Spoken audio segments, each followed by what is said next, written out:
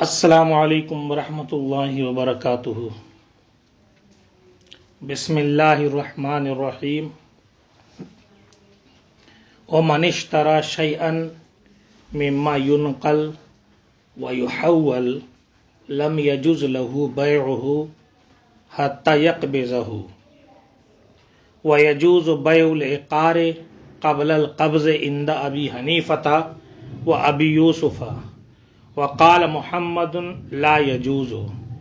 ومن اشترى مكيلا او مكايلة او موزونا موازنة فاقتاله او اتزنه ثم باعه مكايلة او موازنة لم يجوز للمشتري منه ان يبيعه ولا يأكله حتى يعيد الكيل والوزن، والتصرف في الثمن قبل القبض جائز، ويجوز للمشتري أن يزيد للبائع في الثمن، ويجوز للبائع أن يزيد في المبيع، ويجوز أن يحط من الثمن،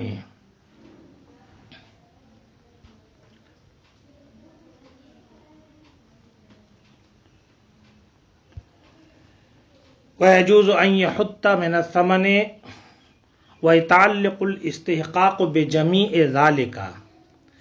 ومن باع بثمن حال ثم أجله أجلا معلوما صار مؤجلا، وكل دين حال إذا أجله صاحبه صار مؤجلا إلا القرض فإن تعجيله لا يصح۔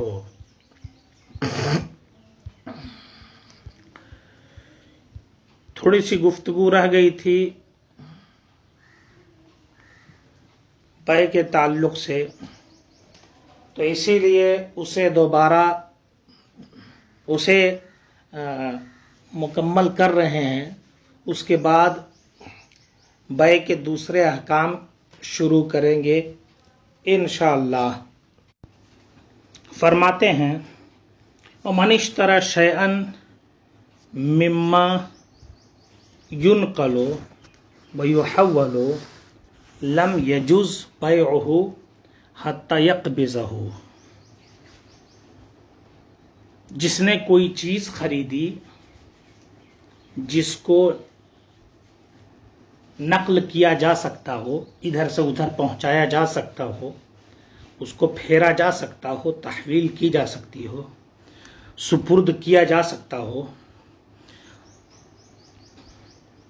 تو اس کی بیع جائز نہیں ہوگی یہاں تک کہ قبضہ کر لے۔ کون؟ خریدار اس پر قبضہ کر لے۔ جیسے کسی بھی سامان کی بیع، گھڑی بیچ رہے ہیں، موبائل بیچ رہے ہیں، کتاب بیچ رہے ہیں، کھانا غلہ وغیرہ بیچ رہے ہیں، کوئی بھی سامان بیچ رہے ہیں، کپڑے کی تجارت کر رہے ہیں، تو یہ وہ چیزیں ہیں جس میں اس کو نقل و حمل سے کام لیا جا سکتا ہے۔ زمین، گھر، کنواں، یہ سب چیزیں ایسی ہیں جس کو منتقل نہیں کیا جا سکتا۔ تو جس کو منتقل کیا جا سکتا ہو اس پر قبضہ نہیں کرے گا تو بیع جائز نہیں ہوگی۔ یعنی بیع کی تمامیت، یعنی بغیر قبضے کے اگر بیع کرے تو چونکہ اس میں نقصان ہے۔ نقصان یہ ہے کہ وہ چیز ادھر ادھر کی جا سکتی ہے، تو جب ادھر ادھر کی جا سکتی ہے تو ایسی صورت میں ممکن ہے کہ بیع کے بعد اگر قبضہ نہ ہو تو شے ہلاک ہو جائے، اور شے ہلاک ہو جائے گی اور اس کی ہلاکت کا امکان ہے، تو پھر نقصان ہوگا اور نزاع کی صورت پیدا ہوگی۔ اسی لیے فرمایا کہ منقولہ چیزوں میں قبضہ ضروری ہے تب بیع ہے، اور قبضہ نہیں کیا، جیسے آج کل لوگ کرتے ہیں کہ بھائی ایسا ہے کہ ہم آپ سے یہ سامان خریدیں گے، تو اس کو وعدہ بیع تو کہہ سکتے ہیں، اسے بیع نہیں کہہ سکتے، اور کہا خرید لیا تو قبضہ بھی ضروری ہے۔ ویجوز بیع العقار قبل القبض عند ابی حنیفہ. اب غیر منقولہ کے بارے میں فرماتے ہیں کہ امام اعظم اور امام ابو یوسف کے نزدیک قبضے سے پہلے اس کی بیع جائز ہے.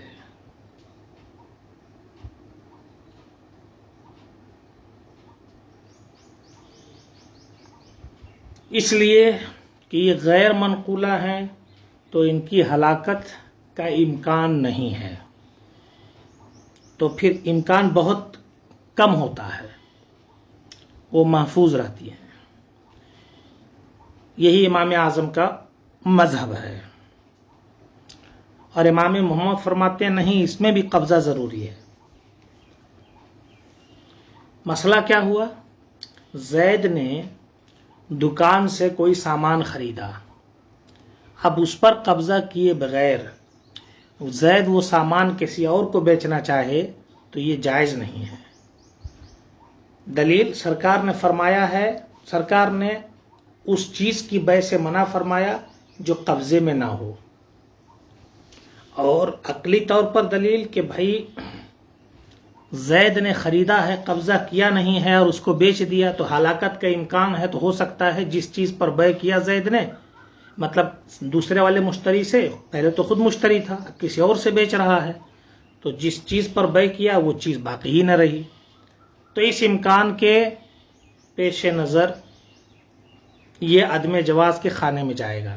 اور وہی زید کسی سے زمین خرید رہا ہے تو قبضہ کرنے سے پہلے اس کو بیچ سکتا ہے، کیونکہ یہاں ہلاکت نادر ہے، وہ زمین ضائع نہیں، ختم نہیں ہو سکتی. ومن اشترى مکیلا، اب اسی طریقے سے گویا یہ بیع در بیع والی صورتیں چل رہی ہیں. ومن اشترى مکیلا مکایلۃ او موزونا موازنۃ، کسی نے کیلی چیز خریدی کیل کے ذریعہ، یا وزنی چیز خریدی وزن کے ذریعہ، فاکتالہ او اتزنہ، تو اس کو کیل کر دیا یا وزن کر دیا بائع نے، ثم باعہ، یعنی اس کو کیل کر کے لے لیا یا وزن کر کے لے لیا، پھر اس کو بیچ دیا کیل کی صورت میں یا وزن کی صورت میں، تو اب دوسرے والے مشتری لم یجوز للمشتری منہ اے من المشتری الاول، دوسرے والے مشتری کے لیے جائز نہیں ہے کہ پہلے والے مشتری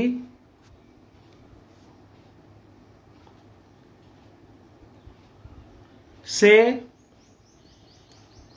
لم یجوز للمشتری منہ ان یبیعہ، پہلے والے بائع سے خریدنے والے کو جائز نہیں ہے کہ ان یبیعہ، کہ اسے وہ بیچے.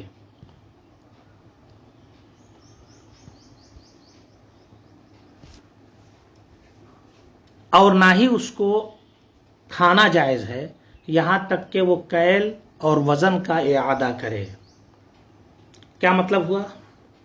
مطلب یہ ہوا کہ کسی نے کوئی چیز خریدی جو کیلی تھی اور کیل کے ذریعے خریدی، وزنی تھی تو وزن کے ذریعے خریدی، خریدنے کے بعد اس کو تول دیا گیا، اس نے لے لیا، اب پھر یہ بیچنا چاہتا ہے.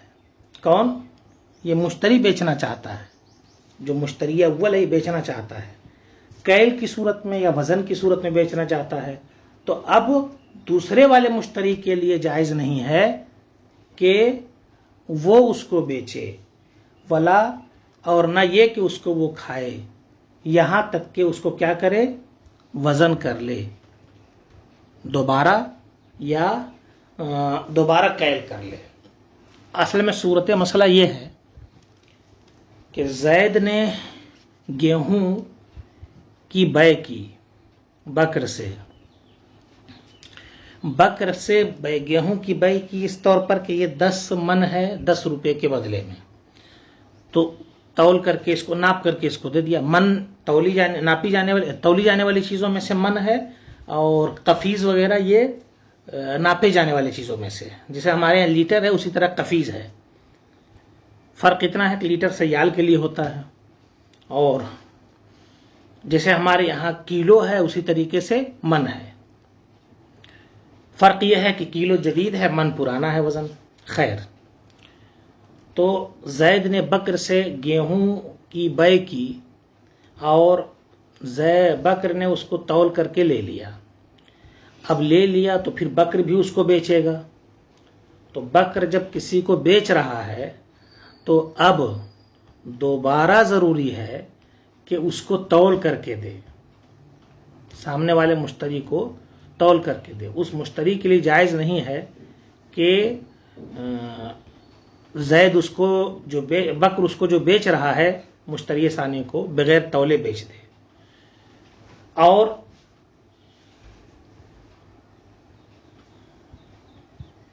न ये जायज़ है कि वो उसको इस्तेमाल करे जब तक कि उसको तौल न ले। आज के उर्फ में ये चीज़ पूरे तौर पर राइज नहीं है, मगर कुछ हद तक राइज है। इसके खिलाफ भी होता है। दुकानदार कहीं से सामान लेता है तो तौल करके लेता है, फिर हमको देता है तो तौल करके देता है, यहाँ तक हो गया।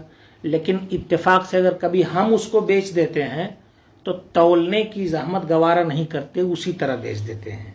मतलब पॉलीथीन में लेकर के आए 1 किलो चूड़ा, अब इत्तेफाक से जो चूड़ा हमें चाहिए था वो नहीं दिया दुकानदार ने, तो उसी तरह पैक पॉलीथीन एक दूसरे तालिब इल्म ने कहा कि हमको दे दीजिए और जितना दाम हो ले लीजिए। तो अब उसको दोबारा तौलते नहीं है, उसी तरह हम दे देते हैं और दाम उससे ले लेते हैं।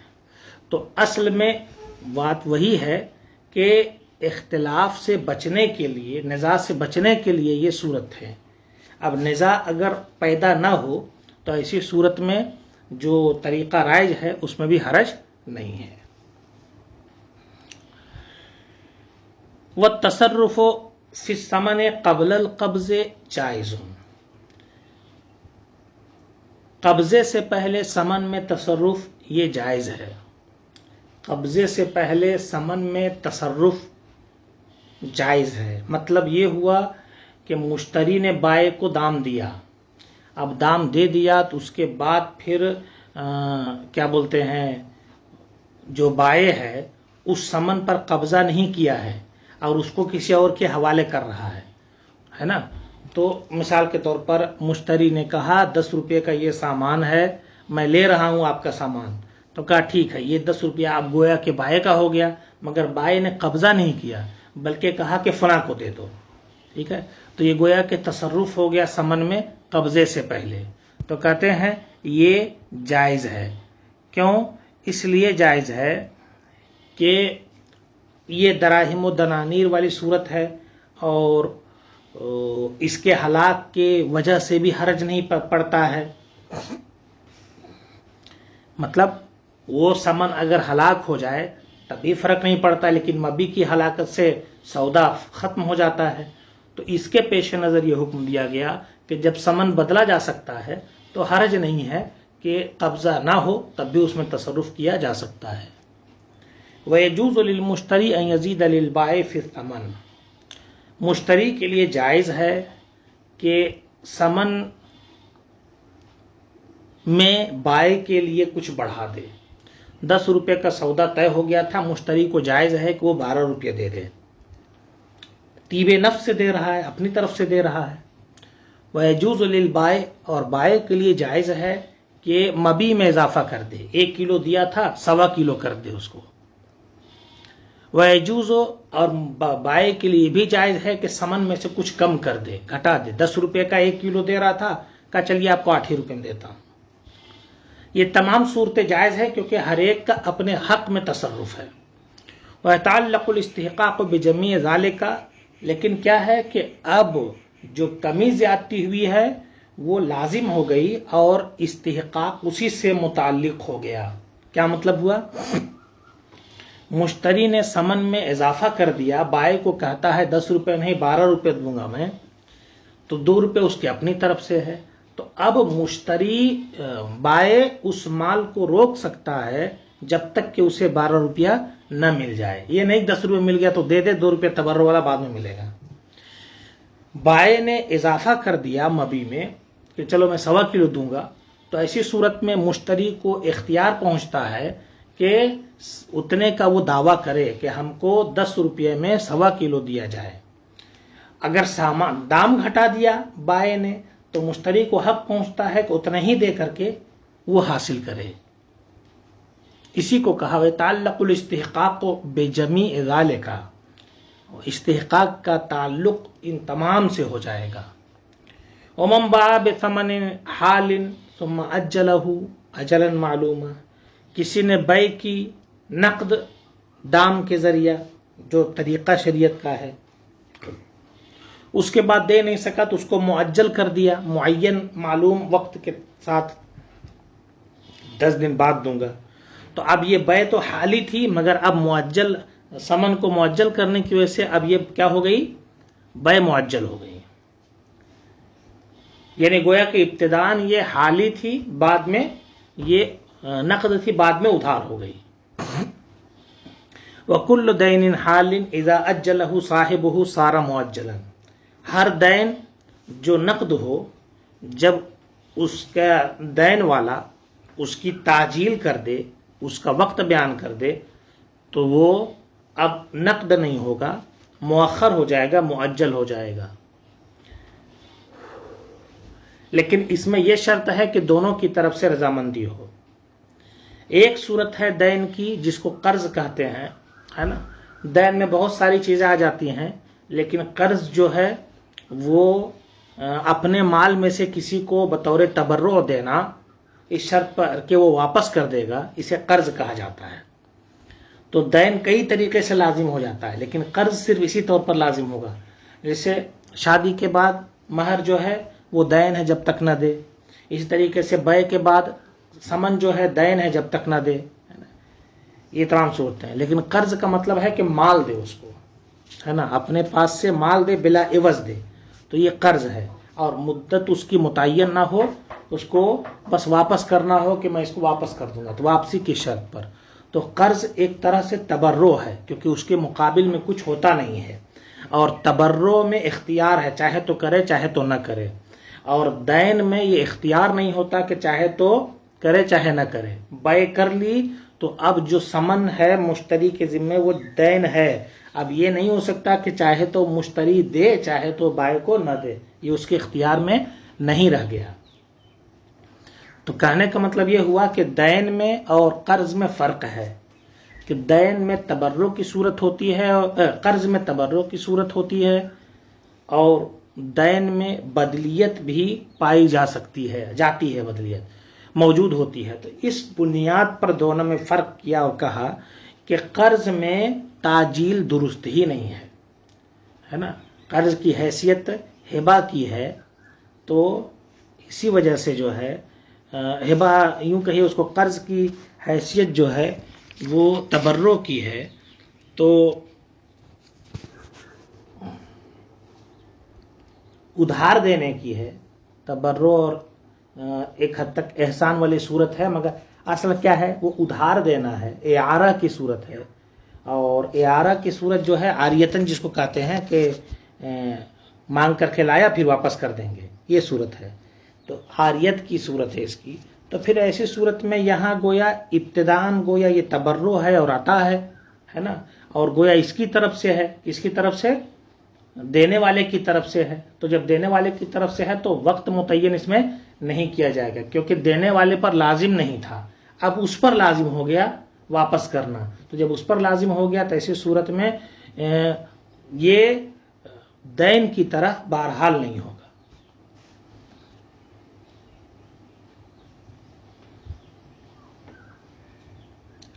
جب یہ اعارے کی صورت ہے تو آپ دیکھتے ہیں کہ اعارہ میں کیا حکم ہوتا ہے.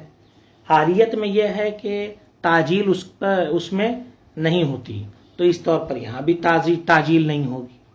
اسی لیے کہا کہ کل دین حال، ہر دین جو نقد ہو، جب اس کے دیندار لینے دینے والے آپس میں اس کو معجل کر دیں تو وہ معجل ہو جائے گا.